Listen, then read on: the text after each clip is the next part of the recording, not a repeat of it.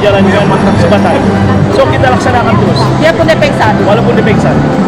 So mungkin dalam sebatan yang ke-7 dia akan terbang. Jangan tadi sudah apa sudah dia keluar. Habis itu sebatan yang ke-10 dia pingsan lagi. Yang ke-11 dia bangun lagi. Kurang macam sampailah habis. Oh, saya pikir macam kalau dia pengsan, okay, nanti sambung lagi. Ya. Bila sembuh. Kita akan jalan terus. Ya.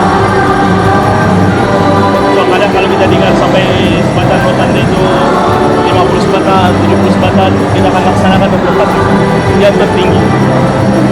Kita akan ambil yang tertinggi sebatan lah. Itu akan kita akan